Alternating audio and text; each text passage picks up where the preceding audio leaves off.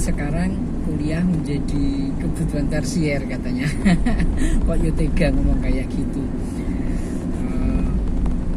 Ya memang kuliah itu kebutuhan yang memang bukan pendidikan dasar, tapi bukan berarti harus dikatakan kebutuhan tersier kalinya, karena pendidikan itu adalah hak segala bangsa. Jadi kalau dilihat bahwa undang-undang mengatakan dana pendidikan itu 20% dari anggaran APBN, apa iya sekarang sudah 80%? Dalam kenyataannya kan memang belum. Bahkan ada pos-pos itu yang tidak dikelola oleh Kementerian Pendidikan. Coba bayangkan, kita sekarang ini aja yang belum mencapai anggaran 20%, sudah banyak kemajuan, sudah banyak pembiayaan yang dirasakan oleh dunia pendidikan.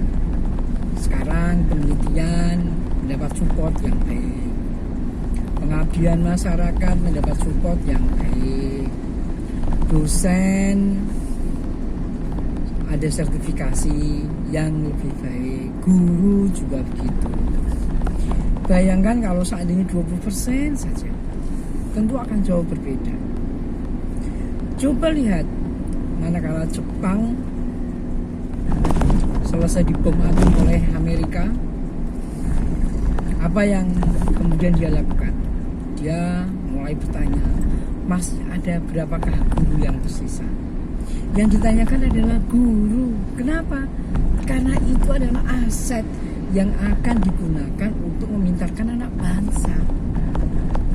Kalau tidak ada guru, siapa yang memintarkan? Padahal ke depan yang akan membuat negara itu menjadi hebat, menjadi maju, menjadi luar biasa itu adalah guru, termasuk dosen sebenarnya. Karena kalau sekolah di pendidikan dasar SD sampai SMP kerja, tentu biayanya, gajinya murah banget. Maka agar gajinya naik, ya Anda harus sekolah. Walaupun ada sebuah riset yang mengatakan bahwa semakin pendidikan itu tinggi, maka metode bertahan hidupnya makin lemah. Dan semakin pendidikan rendah, maka metode mempertahankan hidupnya makin kuat. Kenapa?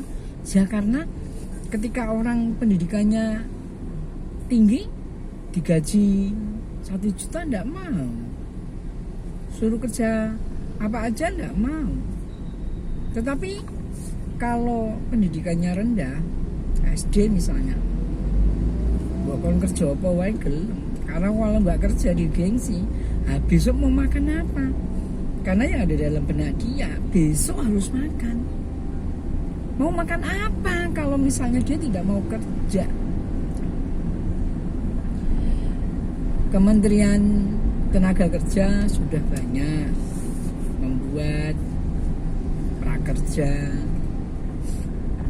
membuat pelatihan-pelatihan bekerjasama dengan pihak-pihak ketiga agar anak-anak atau usia sekolah atau produktif bisa belajar bagaimana mengelola skill yang baik, agar tentunya dia bisa mendapatkan pekerjaan.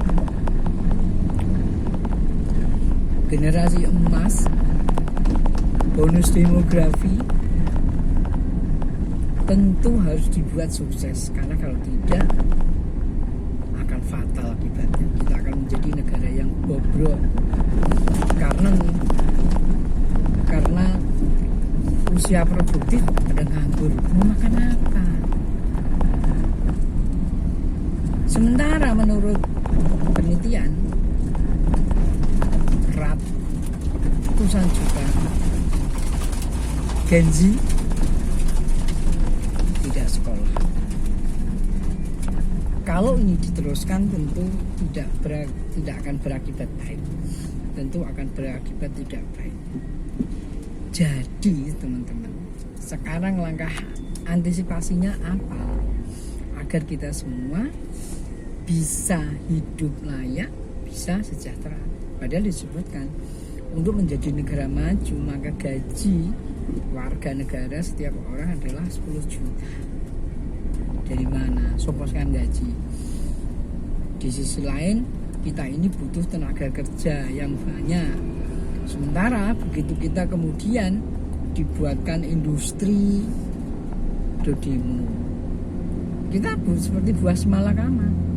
Iya, gajinya harus layak, tetapi juga harus melihat kebutuhan, kemampuan. Kalau misalnya mereka kemampuan menjualnya rendah, kalau produksinya tinggi juga nggak bisa.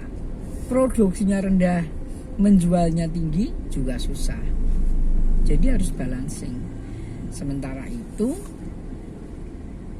maka orang-orang yang bekerja ini juga harus mendapatkan gaji yang layak. Susah-susah. Jadi bagaimana? Seharusnya memang biaya pendidikan atau yang lainnya tidak dikorupsi. Karena kalau dikorupsi habis kita. Kalau misalnya Indonesia itu tidak ada korupsi, maka Indonesia itu makmur, sangat cukup. Kenapa kita masih seperti ini? Karena banyak korupsi.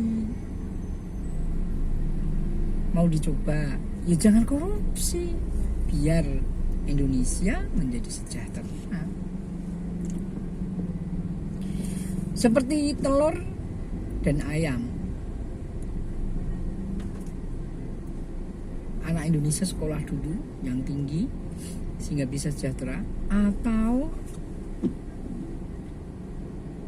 kemudian diberikan bantuan kemudian bisa sejahtera. Tentu tidak bisa seperti itu. Makan tidak bisa disemayani. Makan itu kebutuhan yang harus segera. Tetapi untuk jangka panjang, jangka menengah dan panjang, maka sekolah pendidikan ini harus mendapatkan porsi yang cukup. Mosok sekarang kuliah di tempat swasta jauh lebih murah daripada di negeri? Kan lucu. Dampak apa ini? Ini fenomena apa? Ada yang katanya menaikkan biaya kuliah sampai 200%. Katanya loh ya. Terus bagaimana anak-anak yang tidak mampu mau sekolah? UKT dinaikkan tinggi. Di sisi lain ada KIP. KIP sementara tahun-tahun belakangan diambil oleh caleg dengan beasiswa aspirasi. Seharusnya ini juga dikelola dengan baik. Dan itu terjadi sekarang. Kalau mau kuliah, ya kamu harus nyoblos saya. Jadi solusinya sekali lagi bahwa kita harus sekolah. Pendidikan kita harus setinggi langit. Manfaatkan beasiswa yang banyak. Dan berusaha dengan keras. Berdoa. Semoga benar.